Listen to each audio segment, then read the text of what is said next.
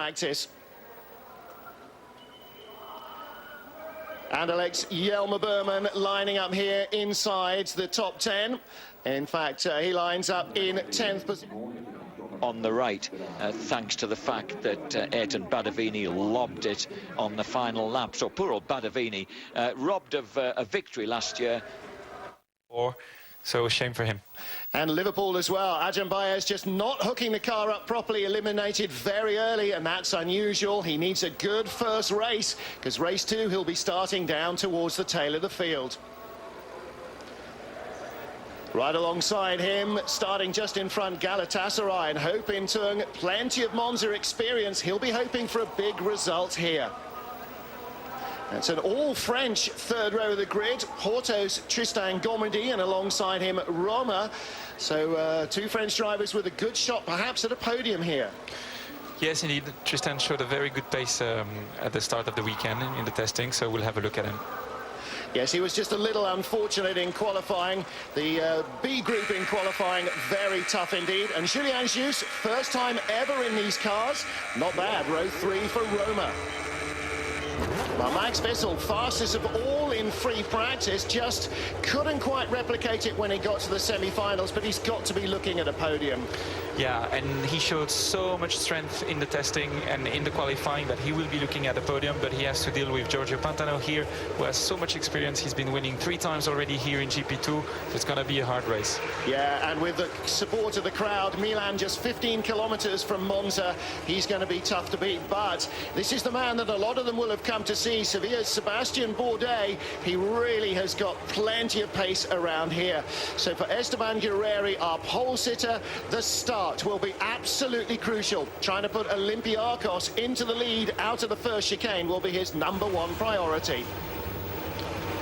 Well, that is the view from the Olympiacos car of Esteban Guerreri as they get to start the warm-up lap. And of course, Bruce, with this rolling start, it'll be Guerreri that controls the speed coming through the final corners. That's got to give them a big advantage. Yeah, exactly. It's a rolling start. He is the car who's going to give the pace to the entire field and who's going to give the start. And he should be leading coming into the first corner, but they'll be reaching the first corner at nearly 300 kilometers. All those cars together, which have to make it through this very, very tight chicane that you just see now. With those big, big curves, they can't really cut the chicane, so it's going to be very, very tricky to get all those cars without any trouble. Well, the first 2 or 3 traditionally tend to escape, but it's when you get down below about 5th or 6th position, and there we find Spurs, there we find Liverpool, the top 2 in the championship. Surviving that first corner is going to be everything that they care about now. Yeah, exactly. Middle of the field, just like you said, it's going to be very tricky, and they're not going to give away because they're looking at the championship, they're looking at points, and they want to fight together. We know Craig Dolby, we know Adrian Valles and how good fighters they are, so it's going to be very tricky on the first corner. Well, Sevilla and Olympiacos on row 1, Esteban Guerreri on pole position. They'll have to worry about Giorgio Pantano. Which way is he going to go, outside or inside? Max Wissel might decide that. Roma, the other Italian team with Porto alongside. Porto also winners this season. Plenty of Monza experience in the Galatasaray cockpit. Championship leader Ajahn Baez for Liverpool, and Craig Dolby, his closest rival, have to worry about surviving the first corner. If they get here to the Lesmos on lap 1, they've done their job well. Corinthians off the boil in qualifying. Brake problems for Casper Anderson's FC Michelin car. They have changed the entire braking setup and the dampers. Sporting Portugal and Atletico down towards the tail. And Jonathan Kennard, his engine died in the Lesmos. Flamengo had no chance at all to qualify. Wow, look at it. Bright, sunny, beautiful. It's 24, 25 degrees already as we get ready for this rolling start. And this is Sevilla with Sebastian Bourdais. Right in front is our pole sitter. Esteban Guerreri will now start to drop back a little bit from the safety car to give himself a good run through the Parabolica. No matter how quick the safety cars go, they're nothing like as quick as these 750 horsepower V12 powered machines. Liverpool, Spurs and Basel, they're our top three, but with 200 points remaining, even Sevilla on 89 points at the moment could mathematically win the title.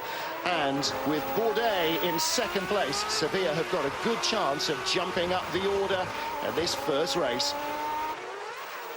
They have to line up side by side.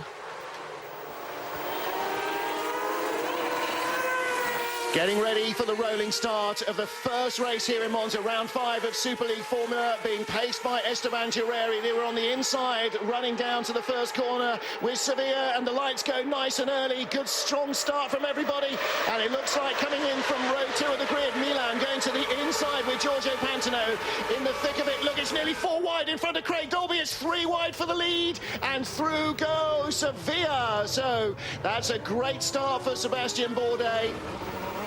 Well, they are all making it through incredibly. There doesn't seem to be any bits of bodywork, no cars facing in the wrong direction. Bruce, that's nothing short of a miracle. Yeah, it is a miracle, but that's very good, and probably using the push to pass Sebastian Bourdais, just as Craig Dolby, but he couldn't find any way to go past the cars in front of him. Second chicane, a bit tricky as well, but it seems okay. So Sporting Sevilla rather leading, and Milan didn't get a very good start at all. Giorgio Pantano dropping down the order at the start. Yeah, he's behind Galatasaray just now, so he's about 7th position. Pizzonia had quite a good start. I think he's running 10th, and we're looking at Craig Dolby trying to overtake AC Milan just here in the middle of the pack. Yeah, Dolby for Tottenham, Sevilla leading, Olympiacos in second, FC Basel critically getting through, and Liverpool, great start from Adrian Baez, 10th on the grid, 5th out of the first corner, ahead of the orange and red of Galatasaray, and it's job done. Now Milan have dropped another couple of places. That's really bad news. Craig Dolby has got by, he's behind the Galatasaray car in 6th position, but Giorgio Pantano in 8th position, because Tristan Gomedi in the wriggling Porto car there just managed to sneak through, but that mistake under braking into the Parabolica might cost Porto a place if Milan could get a good run here. Yeah, and now we're on board with Craig Dolby trying to make a move, and FC Porto defending on Milan, because FC Porto made a mistake going into the Parabolica, just like you said, and Sebastian Bourdais having an easy life so far, but tires are still getting to temperature, and Craig Dolby didn't manage to pass the Galatasaray car. No, he's right in the slipstream coming round through Curva Grande. Well, a great start by Sebastian Bourdais for Sevilla. He's leading by 1.2 seconds at the end of the first lap from Olympiacos. There's Basel jumping the curbs in 3rd place, and bits flying off the bottom of the car. That's going to cause him problems later on. Roma in 4th ahead of Liverpool and Galatasaray. And great effort at the start now. Bourdais right in the middle of your screen. Coming around, Galatasaray trying to make it 3 wide, I think, and Milan just dropping backwards. Giorgio Pantano did not get a good start. Lockups in the middle of row 2, and that was from Roma, but Sevilla right in the middle, and Bourdais using all the road to dominate Olympiacos. He drifted out wide to the exit, and that left Esteban Gireri with nowhere to go. Yeah, exactly. Experience talking. So we're back with the leaders, and I have to say as well, very good start from AS Roma, who's running 4th. Julien Jousse for his first time ever in the car, and he's trying to make a move there on the inside into the Parabolica. Yes, that's right behind Basel, and he stays in front of Liverpool. So obviously Adrian Baez got a very good run coming out of the Variante Ascari. But look at the way that the leaders have absolutely left the rest behind. And FC Basel's Max Wissel here in 3rd place in the blue, yellow and red car. Very, very quick in free practice, very quick in qualifying. But he's got a queue of cars behind, and Roma again. Oh, looking to get by Galatasaray. He was defending out of the last corner and attacking into the first. Because there's this queue behind Wissel, he can't escape. He's giving a big hole in the air to tow all these cars along. And Craig Dolby now looking to go past Liverpool. He's on the inside through Curva Grande. This might just work for him. it's not quite the right place to be, because then Adrian Valles can defend, and it's not the easiest place to overtake because you can see how small is the chicane there. But if those guys could focus a little bit on Max Wissel, who's actually the slow car, then they could find a way pass and try to catch the two guys at the front rather than to fight between each other. They're just losing time just now.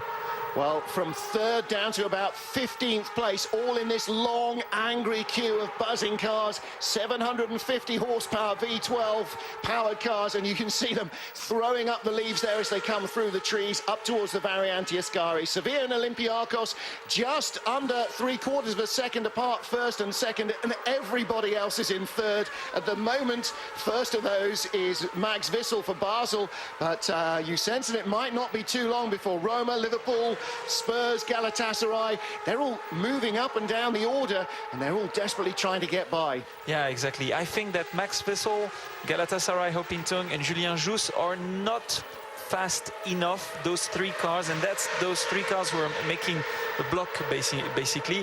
Behind them you've got Liverpool and Craig Dolby putting a lot of pressure, trying to find their way around, and something's going to happen in there. Liverpool and Craig Dolby are going to make a move. Oh, and a huge lockup! Pushing. Just got away with that. That was Tristan Gomedy in the mainly blue FC Porto car, and now right behind is Craig Dolby. Yes, but he's not he's not going to have an easy life now, because he's for sure, he has flat spotted his front tires big time, and he's going to suffer.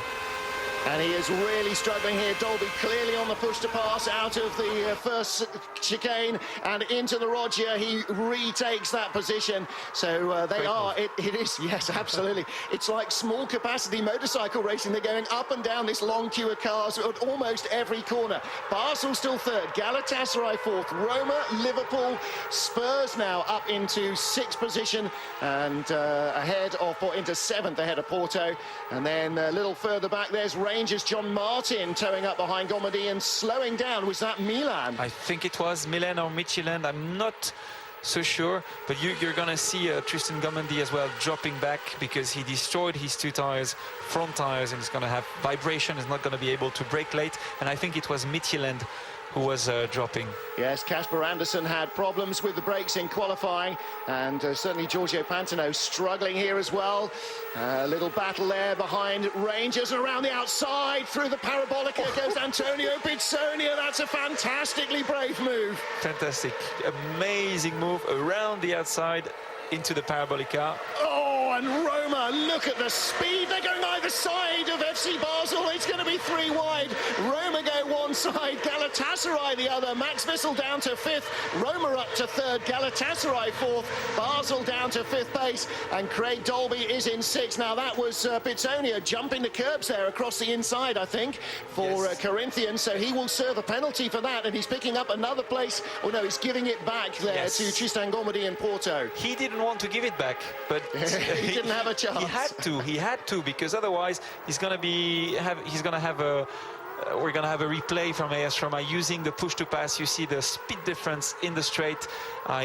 Just as a reminder, the push to pass is 1,000 revs more on every gears, so that's why he was so much faster in the straight. Very good strategy from Julien. And of course, using the same wings that they've used all other racetracks during the season, so no ultra low downforce setup here. And that means these cars are punching a very large hole in the air, and that makes slipstreaming even easier. Sevilla and Olympiacos are gone. Roma in third, and Julien Jousse, well, this is almost like Sebastian Bourdais managed to do when he got to grips with the car in Estoril last time out. First time in the car, if you've got enough experience of big, fast single-seaters, you can really find your feet quickly. Jousse has been racing in Formula 2 this year, and now he's, well, added about another 300 horsepower to that, but still he's got the feel for the car, lots of aero grip, and he's really using it well.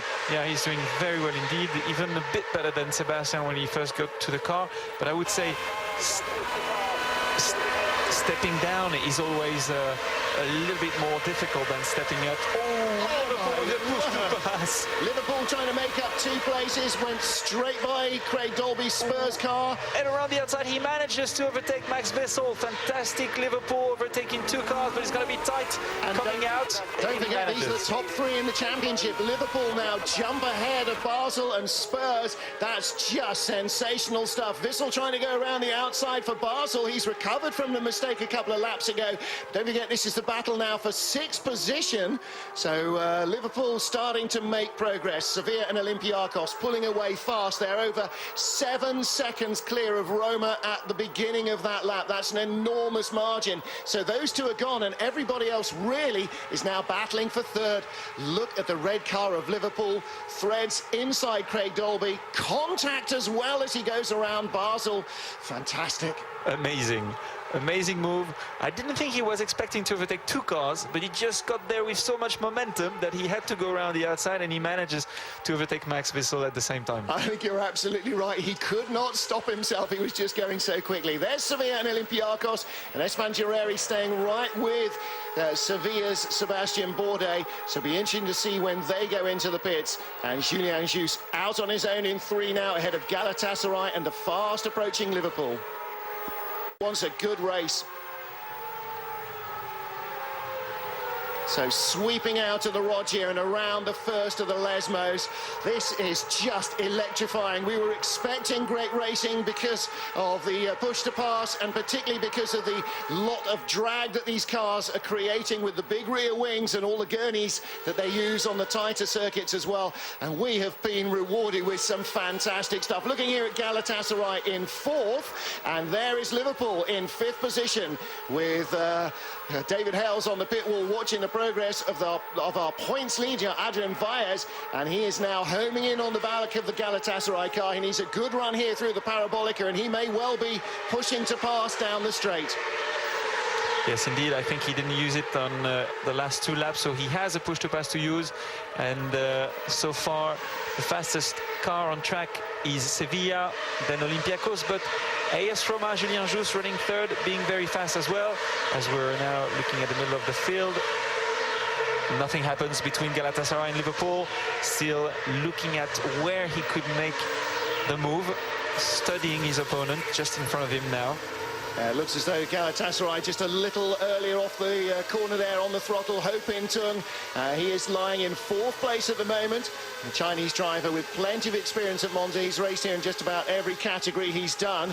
So he knows the track well, knows its little secrets, its nuances. Liverpool 5th, Spurs in 6th position there with the white and black of Corinthians. Then Basel, Rangers, FC Porto, the purple car of Anderlecht, and Milan in 12th position from 4th, 3rd on the grid.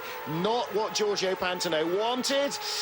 Dear oh dear, and Flamengo, real trouble for them, I'm afraid. Jonathan Kennard looping into a spin there at the Rettifilio, the first chicane. Yep. Talking about the leaders that we've got on screen, they're lapping in the low 38s, which is very, very fast. Lap record for Sevilla, 38.0, 38.1 on the last lap, so he's very, very consistent as well. Here, Guerrieri, 38.4, so just a little bit slower, but not much. And then we've got AS Roma, Julien Jus, who's lapping in 38.4 as well, which is very, very good. But then Galatasaray, you understand why he's very slow and slowing down everybody behind him, because he's lapping a second slower than them. So we'll still have some fight happening in there. Yeah, we definitely are, but it does look as though Sevilla's Sebastian Bourdais has got the race firmly under control. Of course, compulsory pit stops yet to come for all the drivers in the field. Nobody has been into the pit yet. 4 tyre change, and of course the drama there can be that anything might happen. Liverpool now ahead of Galatasaray, 4th place as he comes off the Rettifilio. There is Galatasaray's Ho Pin Tung in 5th. So finally, Adrian Valles free from behind the Galatasaray car. He's in 4th. Can he get up onto the podium on board with Max Wissel? And he has now dropped right down the order. He started so strongly his weekend. He was very quick indeed. Now behind Rangers, and with Porto tucked up right under his back wing. So he's in 9th place now, Max Wissel. So from 4th on the grid, he has just been leapfrogged by everybody over the opening half dozen laps. It's a very, very special track to race Monza, and Max Wissel has been showing a great pace, doing very well in qualifying because he has a good car. He drives very well when he's on his own, but he probably lacks a little bit of race experience, and here in Monza it's so important, and now it shows in the race. So Max Wissel then dropping a little further down the order. Roma still in third place, and the gap between them and Liverpool was 4.3 seconds on the last lap. And Roma 138.7, Liverpool 139.6, but that was the lap in which Adrian Valles got by Galatasaray. So let's see what he can do this time. It's a 39.0 for Roma, 38.7. Oh, and the pit lane is now very busy indeed. Oh, and that's going to be very risky because, okay, all those cars are together. Sébastien Bourdais is lucky to be the leader, to be stopping the first one, but let's hope he's not getting into... Oh, little slow on the left front, but away he goes, and he will be the first out, I think. Here's Max Wissel, Liverpool in as well. We just passed them, so very busy. There goes Liverpool, and Adrian Valles really drilling the throttle. Craig Dolby for Spurs, another quick stop for them as well. Yes, everybody's coming in on the same lap. There was Anderlecht. Was that Anderlecht? Yes, they've jumped Basel as well, so a very quick stop indeed for Anderlecht. Fantastic stuff from the Zaxby team. They've got Jelmer Berman, an added track position bonus. And to tell you the truth, I was a little bit worried for the pit stops because, as you saw, everybody was really close to each other. There's only 4 meters between every car, and it's very lucky that there wasn't any drama there. Looks like a very slow stop in the background of that shot was that Antonio Pizzonia. They were getting ready for our race leader, Olympiacos. Now here you can see Roma with Liverpool right behind. They have stopped. Sevilla have stopped. So Olympiacos are still running. Galatasaray second, still running. Corinthians third, still running. Rangers and FC Porto have yet to stop. And I imagine that they will stop relatively soon now. There can't be too many different strategies. In comes our race leader then, and that should hand the lead back to Sevilla. The real question is, where will Olympiacos come out in regards to everybody else who has just come down the pit road? So important times now. Any mistakes here can really cost you very dear indeed. New tires for Olympiacos. He was very cautious as he was coming into the pit lane. He did a good in-lap. He was 1/10 quicker than Sébastien Bourdais on his in-lap, but he was very cautious. Is he going to be in front? It's going to be so tight. Yes, it looks like it, but Sébastien Bourdais has a lot of momentum. That's a very close race. Bourdais has to go around the outside, but that was a good pit stop for Olympiacos. The GU Racing crew have sliced Bourdais' lead, and Bourdais, with 1 extra lap on the tyres, now has to really make the most of that, doesn't he, until Esteban Guerreri's tyres really get right up to working temperature. And Sebastian maybe just delayed a little as he came through the Parabolica, I think, by this car. Looked as though the Flamengo car was in front of him as he came down pit road, and Jonathan Kennard, with all sorts of woes, looks as though he can't get gears. We've already had a couple of hydraulic problems. He had an engine problem in qualifying, but pit stops completed. Now we can sit back and enjoy 21 minutes plus 1 lap as our leaders battle, and the Flamengo crew struggle to get Jonathan Kennard back out. The Azerti mechanics get him started, and away he goes. They are just struggling with that car all weekend. Okay, now I think that in the head of Esteban Guerrieri, he knows that it's now that he has to put the effort, push really hard, because he's in the tow of Sébastien Bourdais, and as long as he's in the tow, he can stay behind him and try to make a move.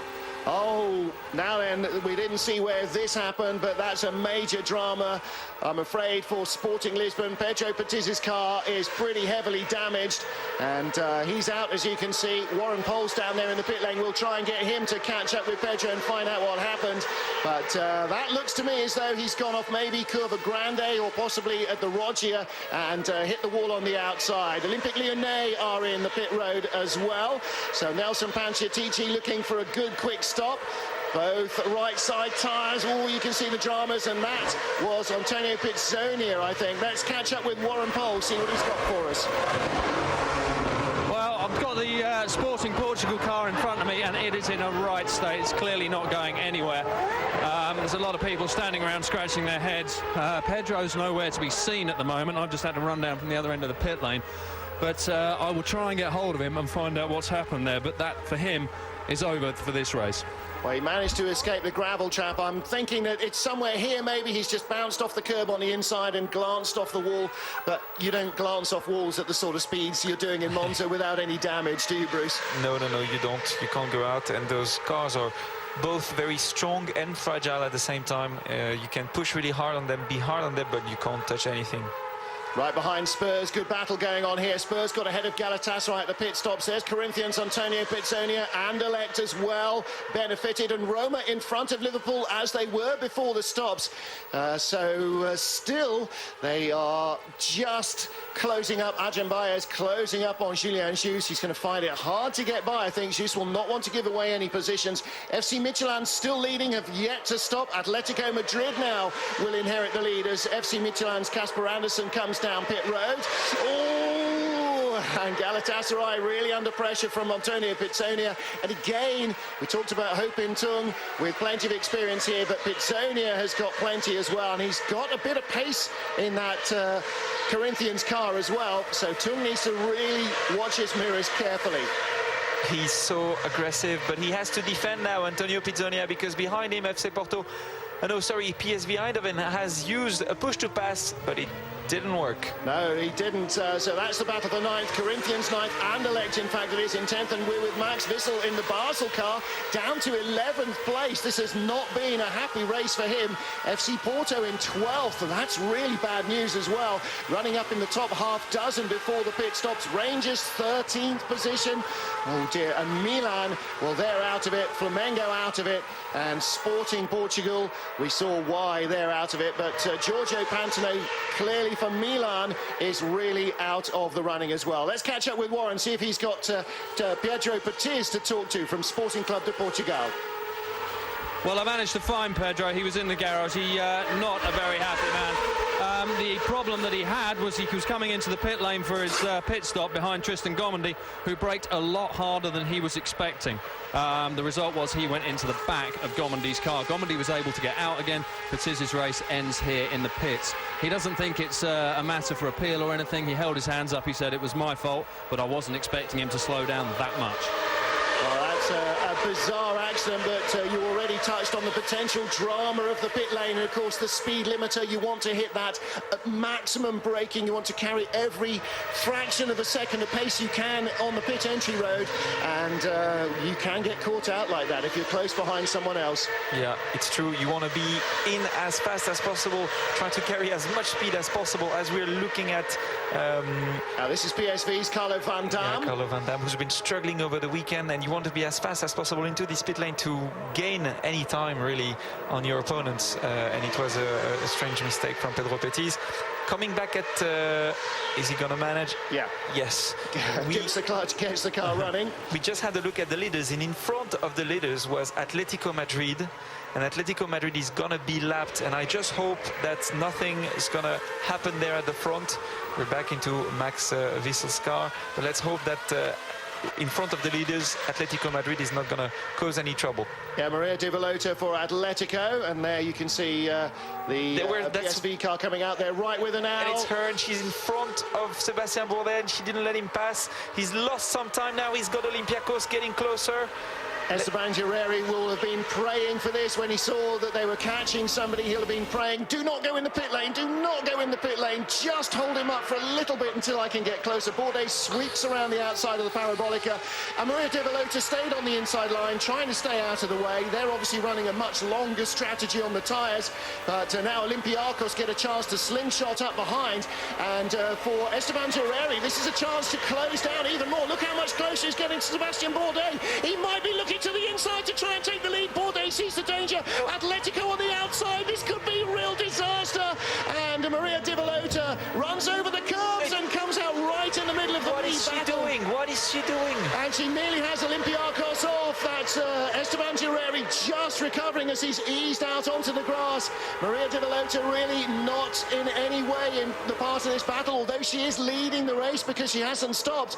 But I'm not entirely sure the drivers are going to be very keen, and she gets a huge moment going into the Roggi, and that's further holding up Esteban Guerreri. He had the chance to go by her on the straight, but she was getting a good tow from Sebastian Bourdais as well. Her car was also going quicker, and so she managed to slingshot down the outside of Sebastian Bourdais. And she nearly pushed both of them out of the track, but that was a bit surprising. I hope Esteban Guerreri must be boiling under his helmet just now. Boiling.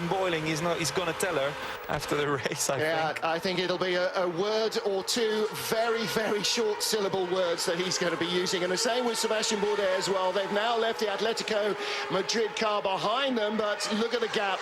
Sevilla on the straight at the beginning of this lap was within a couple of tenths of Olympiakos behind it, and now it's 1, 2 1/4 seconds, maybe more than that. So it was a nervous moment indeed for Olympiakos and for Sevilla, but Sevilla's Sebastian Bourdais really came out of that with a massive advantage. Now 2.55 seconds, and they were 0.36 behind Olympiakos, behind Sevilla at the line and closing fast. So Atletico doing Olympiakos' chances of victory here no good whatsoever.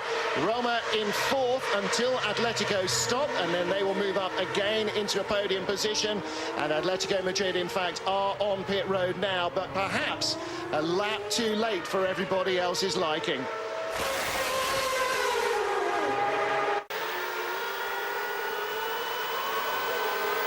Max Wissel not happy as John Martin in the Rangers car jumped around him. Now I wonder, we picked it up from the onboard with Max Wissel in the Basel car right behind FC Porto. I wonder if John Martin with Rangers, when he came into shot around the outside, whether he'd come across the chicane. He did cut the chicane, but I don't know if he was in front at the braking, and this can always be discussed because he had nowhere to go. He didn't really gain any time from cutting the chicane because he was already in front and stayed in front, so it's hard to say. Sevilla lead, Olympiakos second, Roma in third, Liverpool fourth, top point scorers now in fourth position, and Tottenham in fifth. Okay, again, now that's Rangers in front. No, that's Porto in front, and Rangers, sort of around the outside, but sort of not really. That's one for the stewards, isn't it? Yes, not easy. He was just in front when he braked, but he just went straight over the chicane, so not so sure about that one. I'm sure that the GU Racing team that run the Basel car will be complaining about that to the stewards if nothing is done. But again, we were looking at the battle between Spurs and Corinthians, 5th and 6th, just ahead of this squabble, and Corinthians still just 3 laps ago the fastest car on track, and that was the move around the outside as we watch now with Galatasaray being swamped. Galatasaray, Anderlecht and FC Porto. Corinthians in the foreground, just getting around the outside of Spurs.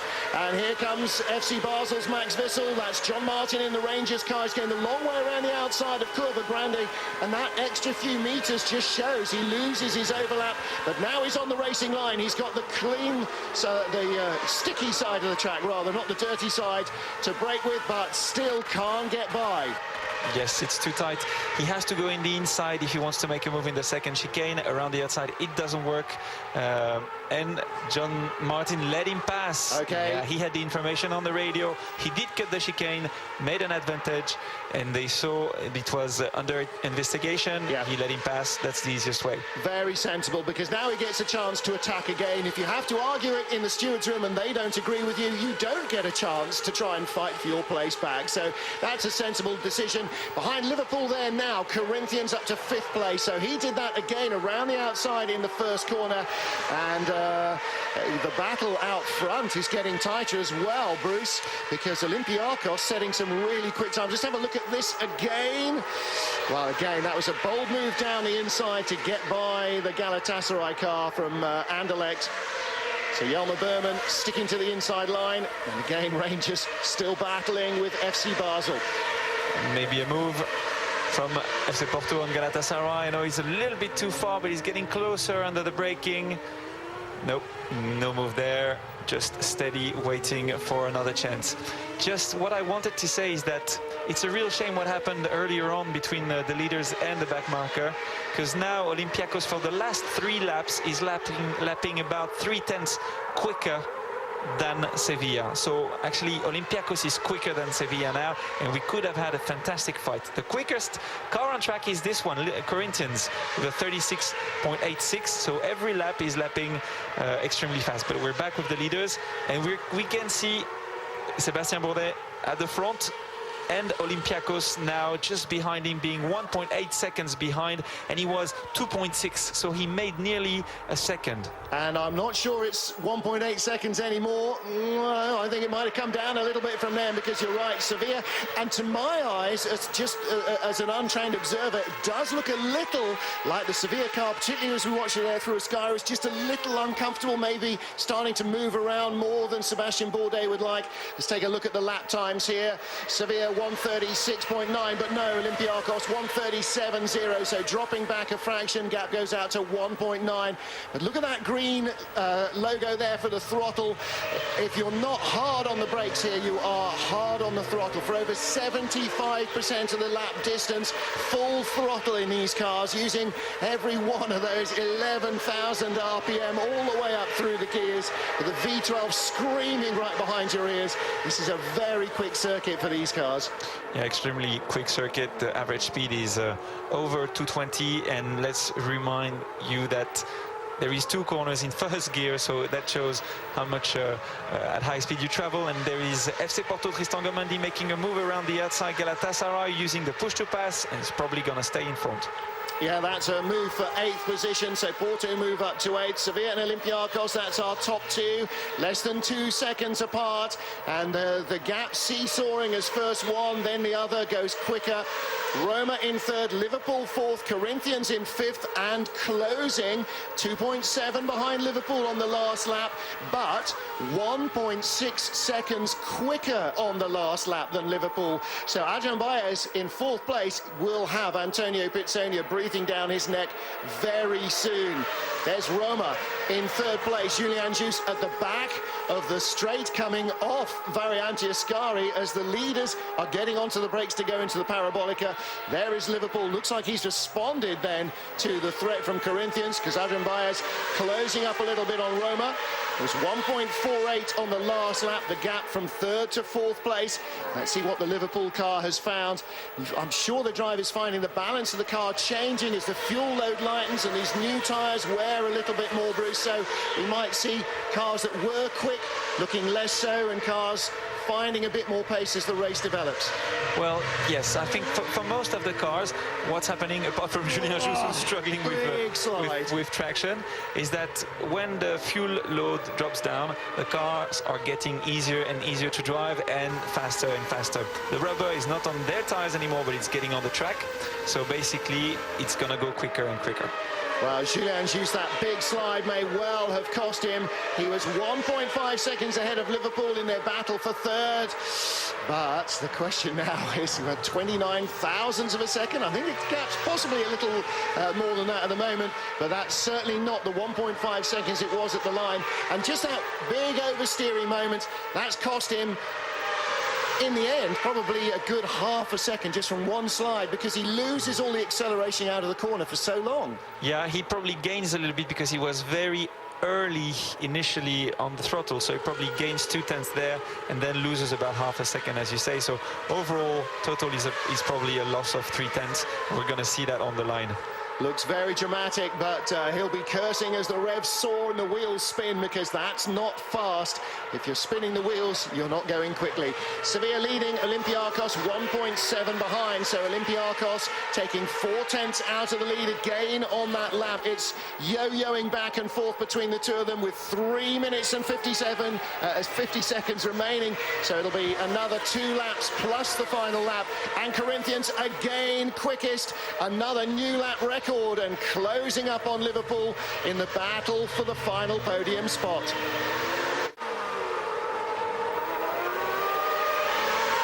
On board with Max Wissel, FC Basel battling for 10th as John Martin in Rangers. Let's have a look at how it happened, Bruce. Around the outside, Rangers very strong, and he crossed into the inside. So again, the fight is not over between Rangers and Basel. Basel, who had to go into the inside in the next chicane, but it didn't work. Well, they have passed and repassed each other a few times. John Martin got by initially, but jumped the curbs at the first chicane to do so, handed the place back, then tried to repass Max Wissel, who repassed him, and now John Martin for Rangers is again back in front of FC Basel. They are 10th and 11. The purple and silver car of Anderlecht at the moment in 7th, ahead of FC Porto, and Galatasaray dropping down the order. Hopintung, after a good start, he was 8th on the grid, 7th on the grid, came right up the order at the start to be in the top 3 or 4, and then has been shuffled back down the order again. And Sevilla and Olympiacos, look at that. That's astonishing. You can't see it on our timing screens. 136.762 for Sevilla, 136.762 for Olympiacos, to the 1,000th of a second, identical times. Yeah. That's amazing. It is amazing, with such big cars and big power, to do exactly the same lap time on the same lap, 22nd lap of the race. And you have the 2 leaders, and here Olympiacos pushing really, really hard to try to make up for this time loss that they found around the Atlético de Madrid car. 1.7 seconds between the 2 cars now. Okay, stewards looking at Milan, car 3. Not quite sure why. That car is a lap down and still running in 16th place. But Giorgio Pantano not having a good time here. Of course, he will start towards the front of the reverse grid for race 2. Now, as of now, Liverpool will add 36 points to their championship lead to go up to 318. Spurs 29 points, so the gap growing just a fraction. But don't forget, 50 points for winning each of the races. And Corinthians will move to 3rd place if they finish as they are now, just ahead of FC Basel. So that's an important turnaround for Antonio Pizzonia. But look at him now in the background there behind Spurs. Pizzonia has suddenly got Anderlecht crawling up his exhaust. 141.3, that was Pizzonia's last time. So he was pushing so hard that he made a mistake and he lost 5 seconds and 1 place because Tottenham Hotspurs is now in front of him. Yeah, so Spurs have got by, and Corinthians under pressure from Anderlecht coming down the straight now. Who's going to go left? Or Anderlecht with a very good run down the inside. Or is it Pizzonia? It's Pizzonia on the inside for Corinthians. Big lock-up. And, of course, hearing that and smelling that, Jelmer Berman in the Anderlecht car will immediately know that Pizzonia is in real trouble. And it looks as though Antonio Pizzonia, for some reason, has lost his brake balance, or he's got a more major problem than that, because he's very slow. Anderlecht go by, and FC Porto's Tristan Gomedi is going to have a look here as well. And if he can pile the pressure on the Brazilian driver, then he might well force a mistake and not even need a push to pass to get by. I don't know why, but Pizzonia is letting them pass. He's telling them, go pass, go pass. He's having a problem. Both passes are off a chicane. He's lost a gear somewhere, yes, or he's having gears not selecting when he clicks the levers back. That's what it is now then. Time has run out. When they get to the line this time, there will be 1 to go. The white flag lap for Sevilla and Olympiacos. 1.49 at the line. Olympiacos again quicker on that last lap. He's not close enough to pass, but he might get close enough to have a run down into the parabolica on the last lap with our race leader. Final lap of the race. Olympiacos 0.89 behind. It's come down by over half a second. That's a massive gain for Esteban Guerreri. We have 1 lap. This is the race. Suddenly, it's all about half a second and 1 lap. Can Guerreri find that on the experience of Sevilla's Sebastian Bourdais? I think that his engineer was telling him, if you have a push to pass, please use it now. Use it now, use it long, use it everywhere. Into the Roggia, neat as ever for Sevilla. Olympiacos seems just to be creeping a little closer. Nobody can bear to watch. Roma in 3rd, by the way, 13 seconds behind, 1.9 ahead of Liverpool. Spurs in 5th, Anderlecht in 6th, ahead of Porto Galatasaray as Corinthians drop down the order. But it is all about victory. Sevilla from Olympiacos. Well, now then, that is the Flamengo car in front. I don't think it's going so slowly that they're going to catch him, but it might be a little bit of a worry for Sebastian Bourdais, seeing another car in front. Out of the Variante Ascari he comes, and he's got, less than half a second, and suddenly in the tow, Olympiakos, and if he has got a push to pass, he's got to use it before they get to the line, because there's no chance to break into the final corner. That is so close. A bit of oversteer. He was early on the power, but it's not going to be enough. It is going to be victory in race 1 in Monza for Sevilla and Sebastian Bourdais. He claims it by 0.37 of a second from Olympiakos. He probably doesn't have enough speed left to hold it on another lap, but there's his dad, Patrick Bourdais, delighted with that. And after winning the big money race 3 in Portugal last time, Sebastian Bourdais has done it here, controlled the start from the outside of the front row and controlled the race from the front. Took his pit stop earlier than his rival, and Esteban Guerreri could not close on him, but that was some finish.